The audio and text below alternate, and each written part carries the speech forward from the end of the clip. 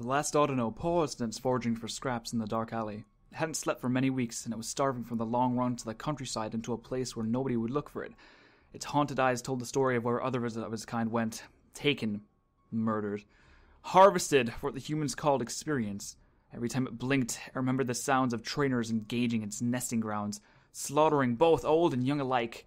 One day, it hoped one day, the tables would be turned. The sound of a garbage can being knocked down snapped the last Audino out of its reverie. It tossed itself into the ground looking for whatever caused the can to be knocked over.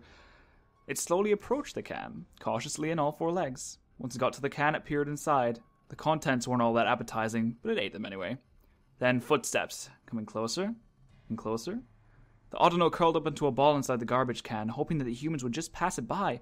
No such luck, as the garbage can was suddenly lifted up and slammed upside down, giving the Audino a small concussion. Laughter sounded from outside, as the group of adolescent boys picked up sticks and began hammering on the metal can, with reverberations driving the Audino insane inside the garbage can. Finally, it couldn't take any more. It tossed the can off with all its remaining strength. The can hit the head of one of the boys, sending him sprawling on the ground. The rest of the gang ran off, not even bothering to retrieve their fallen comrade. The Audino slowly approached the human who was trying to crawl away. The Audino picked up the knife that had fallen from the boy's belt and approached the teenager. The kid was almost at the access door to the hideout when everything went black. The Audino looked at what it had done. All traces of sanity were gone. Taking the knife, it began cutting strips of flesh off the boy's body. For later... What was that red spot? No matter how hard it tried to get it off, it wouldn't be removed. Thinking back, it remembered some of the raiders pointing beams of red light at its frail broodmates, which resulted in holes suddenly appearing in their body. Oh no. The discharge of the sniper rifle was perfectly timed with the sound of the rear-end collision of the street. The Audino's body was torn apart by a .50 caliber BMG round intersecting with the middle of its chest, disintegrating the torso and sending the upper half of the body flying down the alley. When the Audino landed, due to its regenerator ability, it was able to keep itself alive even after the extreme trauma it had suffered. Perhaps it could die from bleeding out. Not the most noble ways to go, but better than... The boot of some random thug came hard down on the Audino's skull, crushing it.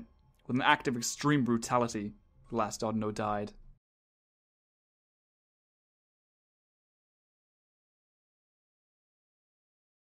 A few years ago, there was a little brat next door to me. We were 7 at the time, and when we were going to school, she would tease me and call me names. One day, she pushed me over the edge after she called me a loser and stole all my friends by spreading rumors about me. While we were walking home in the same road, she said, "How's it feel to be such a loser?" That was the final straw for me, so I said, "Nope, I hope a Duskull takes you away." "Back at ya," she said in an annoying voice.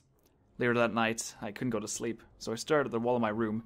I heard scratching noises, but I ignored them. Then the scratching noises were getting louder and louder.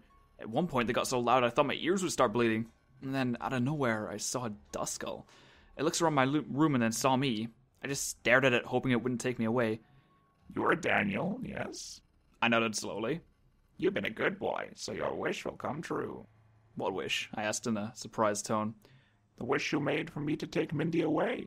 Before I could say I didn't mean it, the Duskull vanished. I went to Mindy's house to warn her, but when I got there, I heard sobs and cries of pain. I heard the Duskull laughing. I also saw the Duskull stabbing her with a needle. I knew Mindy was afraid and terrified of needles, and she cried every time she saw one. The last thing I saw was the Duskull carrying Mindy in his arms and singing, "You're going into my chamber tonight, child. You'll go into the chamber tonight, child." And the funny thing is, you'll never come out. Today I typed this up, so you'll never wish to anything that I wished those many years ago. And so you will be good and not end up like Mindy. And there is a third reason. The Duskull said that since I had wished harm on another human, I'm bad. But we made a deal. The deal is that if I record this, he won't take me. Now, what does this have to do with you? Well, you see, the moment after you hear this, the Duskull will know. He knows if you're good or bad. If you're a bad person, good luck.